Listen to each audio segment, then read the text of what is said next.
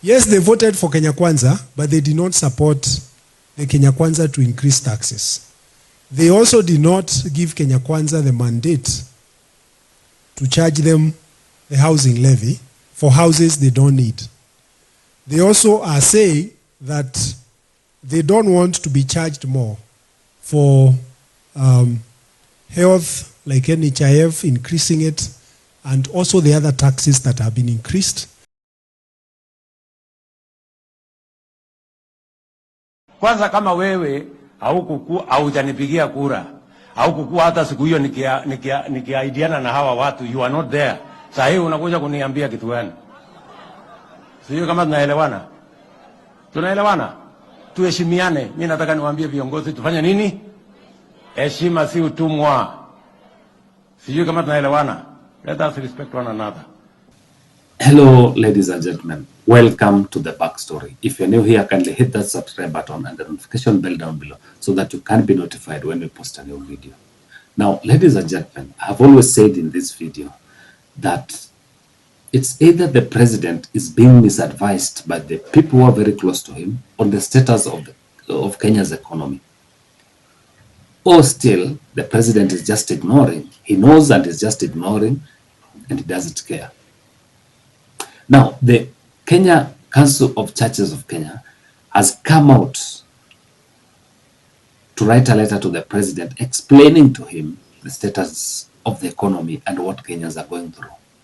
I believe the National Council of Churches do interact with Kenyans on a daily basis, and they understand what Kenyans are going through.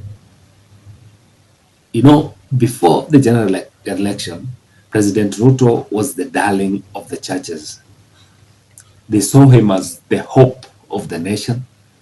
And I believe that if he still believes in the churches, if he still believes that he was elected by a majority of church members, then he needs to listen to this piece of advice. We can say the president, we have met the president severally as church leaders, and the church leaders played a key role in Bomas during the election. However, now the elections are behind us. Now it is time for the rubber to meet the road, and we run churches across the 47 counties of Kenya. The people you see here are church leaders. And every day, women, orphans, widows, and poor people are increasingly coming to them to ask for support, to pay for school fees, to ask for support to buy food, to ask for support for them to pay rent and such other needs that were not there before the election. So this is not about the 2022 general election. This is about life of the people that we serve in our churches, who are also the people that the president and the government of Kenya is serving. So today's pastoral letter to the president is to say that the policies that he is implementing are hurting Kenyans. The policies he is implementing is causing an outcry of Kenyans from all walks of life. The people are saying their payslips have been raided in a way that has never been seen before. And our call to him is that in times like this, he needs to listen to the people. He needs to change the course so that the pain that people are expressing then comes to an end, and he brings the country back to a path of peace and prosperity and hope, as promised during the campaigns. The second question is about the presidential advisors. The church leaders here expressed their doubts as to what advice the president is getting regarding the economy of Kenya. The church leaders here are aware that Kenya has a huge debt. That debt, the church is saying, can it be audited so that we know which debt was acquired legally and which one was not? Which debt is okay and which one is odious? that Kenya should not be forced to pay? That is a question that we don't know whether the president's advisors are addressing. But as the church, we want to ask him directly, because on behalf of our members, they want to know, this huge debt that we are paying, is it worth us paying? And what will happen if it is defaulted? And was it legally acquired? We have seen the Auditor General's report that shows that Kenya borrowed money to spend it on recurrent. We want to know, why did we borrow money to spend on recurrent expenditure? Even in our churches, we don't do that. Even in our homes, we don't do that. Number two, why did the government of Kenya borrow money through the Euroboard that we cannot trace a single project that was done with that money? It is important for government and for the president to come clean and tell the Kenyans people what happened to their money. So we would advise that the president calls the people to a place where we can reason together. And it is not enough for government to keep passing laws that increase the tax burden, that increase the cost of living, that increase the pain of Kenyans. As they do so, it is important to listen to the people and to listen to their cry. There is a sense that many Kenyans have that the current administration of Kenya Kwanza was supported by the church. And in a way, that is true and correct. However, our church members are saying, although they supported Kenya Kwanza, they did not support Kenya Kwanza to increase taxes. Yes, they voted for Kenya Kwanza, but they did not support the Kenya Kwanza to increase taxes. They also did not give Kenya Kwanza the mandate to charge them the housing levy for houses they don't need. They also are saying that they don't want to be charged more for health, like NHIF, increasing it, and also the other taxes that have been increased. They are also complaining that they are seeing KRA officials going to their farms to count their chicken, to count their pigs, and to count their donkeys. They don't want that. The Bible talks about those kind of taxation measures and condemns them. So, although the members, some members of the churches supported this government, they are saying that is not what they supported. And I think it is important for the Kenya Kwanza government to listen to those people who supported them that are now saying you are headed in the wrong direction.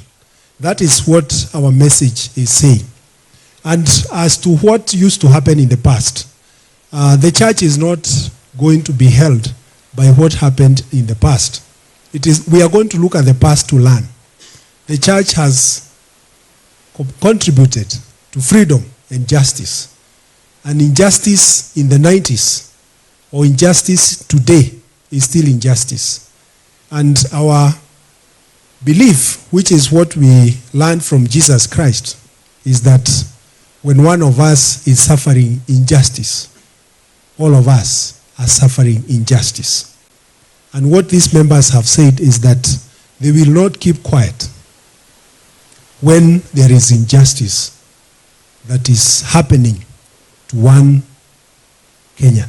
Now, ladies and gentlemen, before the last general election, William Ruto was the darling of the churches, just as I've told you. And he went around the churches. He used the church as a platform for his campaigns. It was received well. And I believe that whatever the clergy have told him, because they have highlighted there that they did not elect Ruto with the hope that he was going to increase taxation on them. That he was not going to load this heavy burden on them. Instead, he gave them the hope that he was going to lighten that burden. But if you look at how things are operating right now, it's like William Ruto is ignoring every piece of advice that is being given. Last week, he was in Bungoma, and I want you to listen to this video because he was very bold. That this informs why I'm saying that it's either the president is just ignoring, he thinks that he knows everything, and he's the one who is going to carry the aspiration of many Kenyans, even though he's making a lot of mistakes. I want you to listen into this video, and it will inform you and tell you why the president is not listening. Mtu asikuja hapa kunitisha na maneno kidogo kidogo. Mimi si mtu ya kutisha na maneno ya pesa nana. Na mimi si mtu ya kufundishwa kazi. I know, najua nini niliwaambia wakulima. Sihitaji kukumbushwa. Ama namna gani? Tuko pamoja? Kwanza kama wewe haujanipigia kura, haukukua hata siku hiyo nikiaidiana na hawa watu, you are not there. Sasa hivi unakuja kuniambia kitu gani? Sio kama tunaelewana.